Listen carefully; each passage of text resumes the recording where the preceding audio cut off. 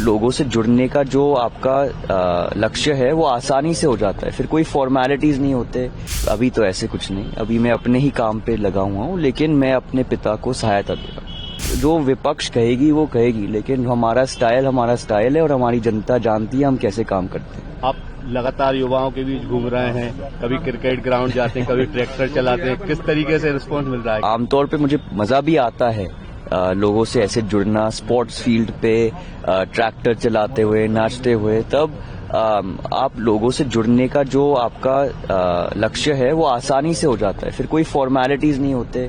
लोग आराम से बात करते हैं, आराम से आपसे बैठ के चर्चा करते हैं, तो मुझे बहुत मजा आता है। बार बार एक ही बात उठ रही है जब आप घूम रहे हैं, सक्रियता दिखा रहे हैं कि अब आप भी राजनीति में प्रवेश करने वाले हैं। क्या राजनीतिक विरासत को आगे बढ़ाने के लिए आप भी किसी क्षेत्र को संभालने वाले हैं? नहीं, अभी तो ऐसे कुछ नहीं, अभी मैं अपने ही काम पे लगा हुआ हूँ, लेकिन मैं अपने पिता को सहायता दे रहा हूँ। राजनीति में रुचि है आपकी?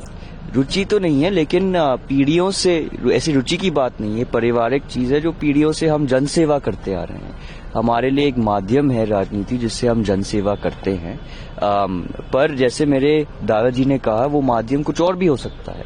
वो व्यापार हो सकता है, वो खेल हो सकता है, वो आर्ट हो सकता है, तो कुछ भी हो सकता है, लेकिन जन सेवा महत्वपूर्ण है।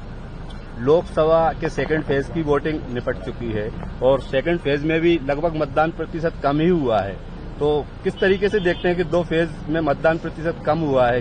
क्या देखते हैं? देखिए, इसलिए हम चाह रहे हैं कि ज्यादा से ज्यादा युवाओं से जुड़े, ताकि उनको शक्ति दें, उनको जोश दें और उनको समझाए कि मतदान देने का महत्वपूर्ण क्या है और उसकी जिम्मेदारी क्या है। तो मैं हर क्षेत्र में जा रहा हूं और ज्यादा से ज्यादा युवाओं से मैं जुड़ रहा हूं और उनको समझाने की कोशिश कर रहा हूं कि 5 साल में एक बार उनको मौका मिलता है एक नेता चुनने के लिए और एक सरकार चुनने के लिए जो अगले 5 साल के लिए उनकी जो कठिनाइयां हैं, उनके जो सपने हैं, वो पूरे कर पाए। तो इस तरह मैं लोगों को समझा रहा हूं, मैं लोगों के बीच में आ रहा हूं, ताकि हमारे फेज में ज्यादा से ज्यादा टर्नआउट आए। किस तरीके का और विकास आपको करते हैं कि यदि आपको चुना जाता है तो क्षेत्र में क्या संभावनाओं को देख रहे हैं कि उस तरीके से? और यहाँ देखिए, सबसे पहले तो हम उनको समझाते हैं कि क्या हुआ है हमारे हाथों से। रोड, जो स्पाइस पार्क्स है, चंदेरी में हैंडलूम किया है हमने, किसानों के लिए पानी की व्यवस्था, बिजली, सबस्टेशंस, ये सब कार्य जो हमने पिछले 10 साल में किए थे। और उसके बाद ये भी हमने चर्चा की है कि हम यहाँ पे थे नहीं, लेकिन हमने तभी भी यहाँ के लिए काम किया। अगर आप अशोकनगर में देखिए, वहाँ भी मेडिकल कॉलेज की घोषणा हुई है। आप शिवपुरी और गुना में देखिए, महाराज ने वहाँ पे नए हवाई अड्डे की घोषणा की है। तो हम यहाँ पे काम करते ही रहे हैं। इसी तरह अगर हम फिर से चुने गए तो हम और भी जोश और भी शक्ति के साथ लोगों के लिए और काम करेंगे। कांग्रेस कैंडिडेट कह रहे हैं कि ये लड़ाई किसान बनाम महल की है, यानी कि एक तरफ कांग्रेस से किसान उम्मीदवार खड़ा हुआ है तो दूसरी तरफ महल के प्रत्याशी हैं। दूसरा, आपके परिवार के महलों में रहने वाले लोग चुनाव प्रचार में चुनाव के समय दिखाई दे रहे हैं, इस तरीके का। देखिए, हम कहाँ से महल में रहते हैं, आप मुझसे पूछिए। मैं आधा समय मंडी में रहता हूँ।